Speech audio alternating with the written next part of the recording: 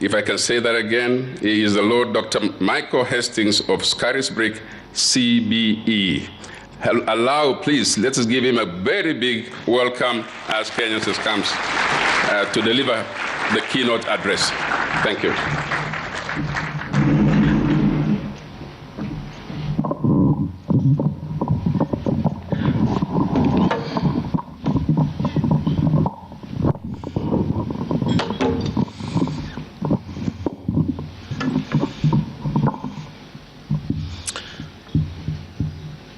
Mr. President, Mr. Vice President, and your wonderful wives, fellow parliamentarians and friends from all over the world, thank you for having me with you. Mr. President, you might remember that in 2019, when I was last here at this podium, I made a request. I said then that in the United Kingdom, we were searching for prime ministers.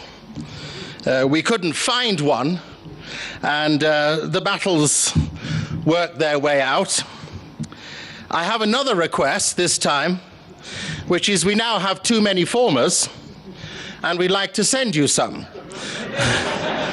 So, if you fancy a few lost sheep, I'm sure you can find a pasture for them here in Kenya. Can I also congratulate the choir on an improvement, may I say a marginal improvement. If I said an outstanding one, I'd be indiscreet, but at least a marginal improvement. And can I suggest you go for Kenya's Got Talent and at least aim for a decade to get there? So it's a wonderful thing when parliamentarians sing. Let it translate into your decision-making. Exactly a week ago, the National Aeronautical and Science Administration of the United States, we often call it NASA, held what they hope will be one of their final hearings, first started in 1966, to try and understand this critical question: is there life beyond Earth?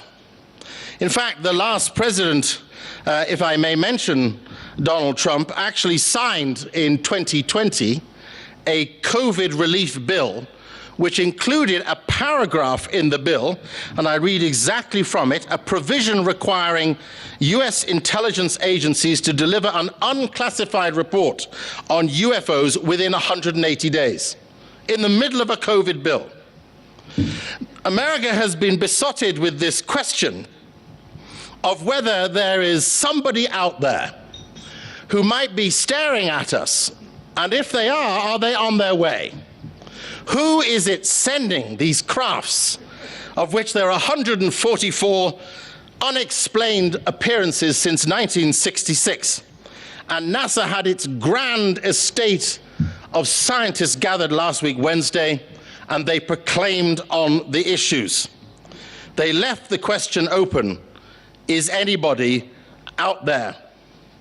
Well, I have news for you, and I have news for our American friends. There is somebody out there, and his name is Jesus. And there is a God who is out there, and he already sits, as the scriptures say, circling the earth.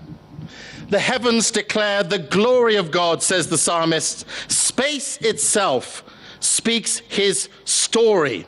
Through the marvels of the heavens, his truth is on tour in the starry vaults of the sky, showing his skill in creation's craftsmanship. Every day gushes out his message to the next, night by night, whispering its knowledge to all, without a sound, without a word, without a voice being heard, yet all the world can hear its echo. Everywhere its message is abundantly clear. What a heavenly home God has set for the earth, shining in the Superdome of the sky. And here's the wonderful truth of that great revelation that scientists are yet to grasp. He who made it all came to walk with us. He, Jesus, who cast the stars into the constellations, who made everything that we take joy in, he came to sit with us, to eat with us, to ponder with us, to be with us. And he has one great unanswered prayer. Let me read it to you. Holy Father, John's Gospel, chapter 17. I'm about to leave this world, and I am to return to be with you. And my disciples will stay here. But Holy Father, everyone you've given me, I urge you, keep them in your name, so that they will be united as one, even as we are one. God, who sent Jesus, came as one to be with us, to be reconciled with us, to bring us to reconciliation with God. And his great unanswered prayer is that we would reconcile. I don't know if you followed the story also last week of Brian Johnson. Only these things happen in America. They don't happen in reasonable places in the world. But Brian Johnson, an American tech millionaire, has now spent $2 million a year on anti-aging efforts. It's all over YouTube. It details the experience where he's taking plasma from his 17-year-old son and translating the plasma through he who is 45 years old to his 70-year-old father. He's spending $2 million a year because he wants to experience eternal youth. He wants to be permanently in the present. He doesn't want to pass to die. And he hopes that by passing the plasma from his son to himself, to his older father, ultimately they'll all live forever. Well, I've got news for him too. The news, according to the poet Samuel Ullman, is the following. Youth is not a time of life. It is the state of mind. It's not a matter of having the right looks, red lips and supple knees. It is a matter of the will. Youth is a quality of our imaginations, a vigor of our emotions. It's the freshness of the deep springs of life. Youth means a temperamental predominance of courage over timidity, an appetite for adventure over the love of ease. It often exists in a person 60 more than a boy of 20. Nobody, says Ullman, the great poet from the 1940s, nobody grows old merely by the number of years. We grow old by deserting our ideals. Mr. President and fellow parliamentarians, you and I grow old when we give up on the most essential responsibility that sits on our shoulder. We are not here to aggrandize or empower ourselves. We are here to serve those who look to us to give them the shine of life. A man passed his 100th birthday just a week ago too. The older of you in the room will remember Henry Kissinger. He's turned 100 years, and in his 100th year, this American political leader signed the first copy of his book, Henry Kissinger's Leadership: 6 Studies in World Strategy. In the heart of the book, he adds a critical perspective as to what makes for effective, good leaders who lead nations like prophets, he says. He said this: leaders need to see less from the perspective of the possible than from a vision of the imperative. Let me translate that for you. Less from the ambitions set out in their manifestos, but more from the imperative that faces us. The global order, said Kissinger, the global order is being shaken by unrivaled regions of conflict, intensified antagonism between powers with conflicting claims of legitimacy. The only way, he says, for a future to emerge is that we put aside our divisions and we do relentless diplomacy. You'll know as well as I do that nations are lining up at the moment as to whether they do or do not support centers of conflict. We don't need to name them. We know them. They're all over our news channels. We watch them with grief and we feel the agony of lives destroyed.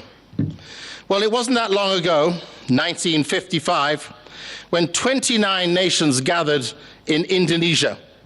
Those 29 nations included many of Africa's countries, many emerging into new democracies.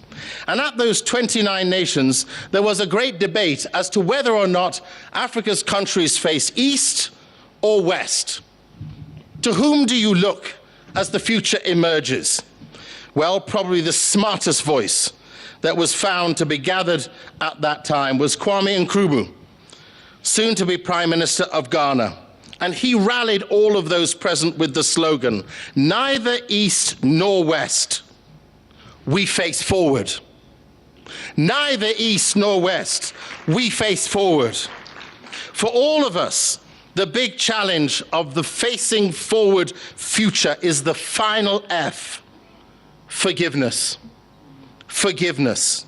Because we cannot face forward if we do not forgive that which has transpired from the past. Forgiveness doesn't mean that the other person is right. But forgiveness liberates us. Forgiving other people is one of the greatest proofs of love. It's wiser to forgive and forget than it is to hate and remember. The practice of forgiveness is our most important contribution to the healing of relationships and to the healing and liberation of mankind. And Mark Twain, the clever writer, said this: "Forgiveness is the fragrance the violet sheds on the heels that has crushed it." Forgiveness is when I let you stand up, irrespective of the wrong, and still look you in the eyes with "I say I need you." Because freedom only comes when forgiveness is birthed anew. I read a terrible story the other day called "The Second Vulture." Some of you will remember the awful tragedy, not just of the fight in Sudan now, but the 93-94 famine. At that time, Kevin Carter, a South African photojournalist, a Pulitzer Prize winner for his journalism and his photography, took what was called the amazing shot. Some of you will recall this image of a tiny little girl, absolutely emaciated from lack of food and lack of water, her body bursting with her bones, desperate and broken, kneeling, crushed, trying to get to a feeding center, and all alone. Behind her, a huge vulture, waiting, with its gnashing claws and its huge beak, about to claw her to pieces in order to eat what remains of her life. Kevin Carter took the picture. As he took the picture, he rushed away. "I had a flight to catch," he said. He appeared on a radio program, savoring his great feat, thinking that he'd made such an exceptional photographic moment. He only lived sadly for another few months. For Kevin Carter took his life. He became depressed and committed suicide. His depression started deeply when he went on a radio program and he was asked this question: "Why did you not pick up the little girl who was dying before you and take her to safety?"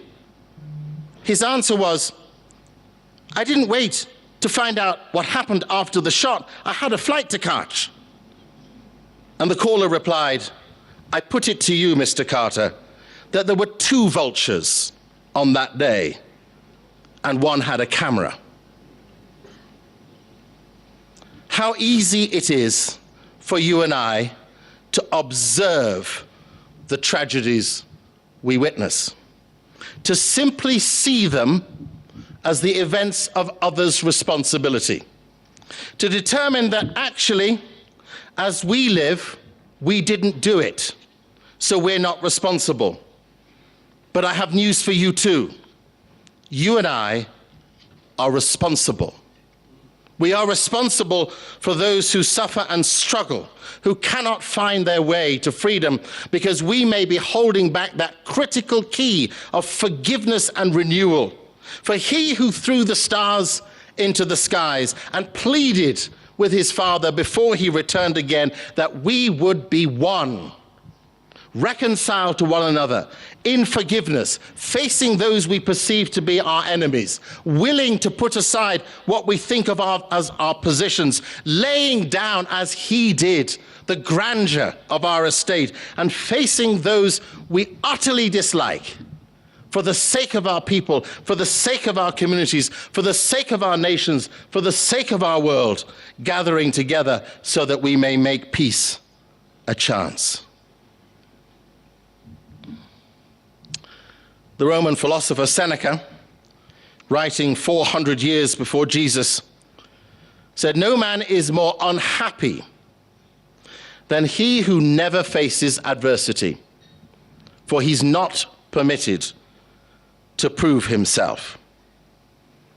Adversity, conflict, and distress are our windows to exercise forgiveness. They are our space to stand up in the space and in the face of greatest turmoil and to prove that we are people who know pain. In fact, Tolstoy, probably the smartest of all Russian writers, writing around 1904, said, "If you feel pain, you are alive. If you feel other people's pain, you are a human being." For you and I today, our opportunity is to be human beings, made in the image of God, created for unity, selected for celestial life. Yes, there is life out there, and there is life in here. Yes, there is life to come, and he is the author and architect of all of that life. He gives it to us as an act of gracious freedom born out of suffering. His greatest acts to take the hand of the man on the cross and say, "Come with me." His last act with his disciples to wash their feet. When we're looking for the example of the healer, that is what he chose to do. I leave you with one big thought.